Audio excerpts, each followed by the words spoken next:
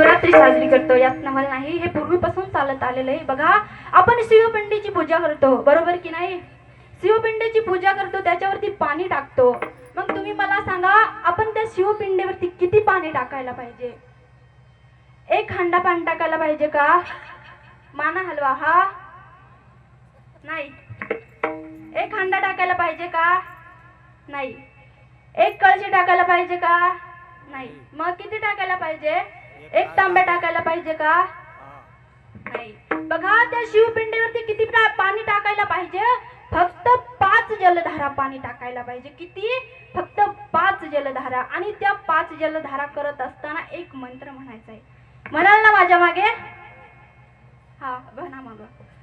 पहिली जलधारा करत असताना मंत्र म्हणायचा आहे. म्हणजे 5 जलधारा करत असताना मंत्र म्हणायचे. किती? 5 मंत्र. आणि ते तुम्ही माझ्या मागे म्हणा. ओम कार्तिकेय नमः, ओम कार्तिकेय नमः, ओम कीर्तिमुखाय नमः, ओम कीर्तिमुखाय नमः, ओम कुबेराय नमः, ओम कुबेराय नमः, ओम सर्पाय नमः, ओम सर्पाय नमः, ओम वीरभद्राय नमः. ओम वीरभद्राय नमः. एकदा सर्वांनी स्वतःसाठी टाळ्या वाजवायच्या जोरात. आता कसा आवाज निघाला? असा आवाज काढायचा. विठ्ठल. बघा, आता पूजा वगैरे झाल्यानंतर मंत्र लक्षात राहील ना? जलधारा करत असताना हा मंत्र म्हणायचा आहे. आणि आता पूजा वगैरे झाल्यानंतर भगवंताला 5 गोष्टी आवडतात. आणि हा भगवंत किती मुखाचा आहे? 5 मुखाचा. बघा, हा 5 मुखाचा भगवंत आहे. आणि या भगवंताचं जर सगळ्यात सुंदर रूप कोणतं असेल ना, तर ते 5वं आहे. बघा, माझ्या शंभूचे रूप सुंदर, 5 मुखाचा हा ईश्वर. माझ्या शंभूचे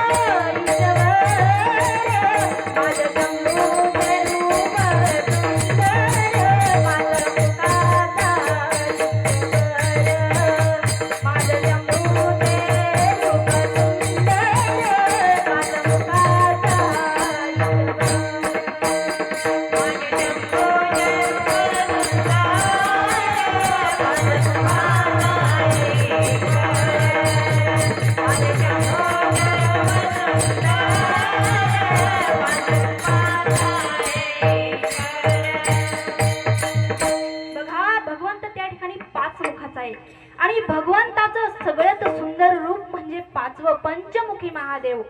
हे भगवंताचं 5वं रूप सगळ्यात सुंदर आहे. आणि या 5 मुखामधून 5 वस्तू, 5 वनस्पत्या बाहेर आलेल्या आहेत. आणि त्याच वनस्पत्या, त्याच वस्तू भगवंताला पूजेमध्ये प्रिय आहेत. मग बघा, कोणकोणत्या वस्तू, कोणकोणत्या वनस्पत्या भगवंताला पूजेमध्ये प्रिय आहेत? बघा, पहिलं भांग, दुसरं धोत्र, तिसरं शमीपत्र, दुर्वा घास आणि उद. हे भगवंताला पूजेमध्ये अतिप्रिय आहे. पण उद्या काय आहे? महाशिवरात्र. बघा, पण या महाशिवरात्रीच्या पर्वणीला ह्या 5 गोष्टी नसल्या ना तरी चालेल, पण बेलाचं पान हे मात्र पाहिजे. कारण तुम्हाला माहिती आहे भगवंताचं ए भोळ्या शंकरा, आवड तुला बेलाची, आवड तुला बेलाची, बेलाच्या पानाची.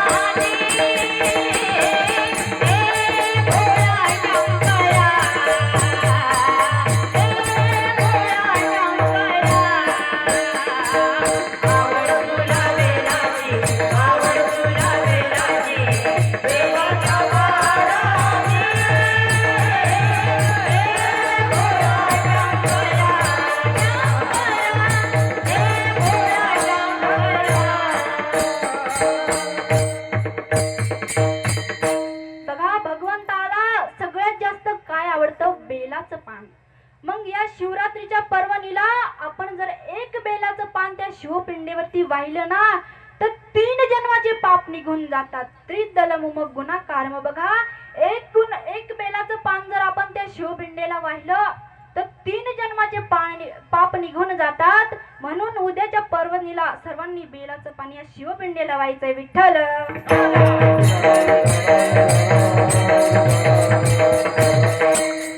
बघा, बाकीचा कथा भाग उद्याचे कीर्तनकार तुम्हाला सांगतील, कारण उद्या शिवरात्र आहे, ते उद्या तुम्हाला सांगतील. विठ्ठल.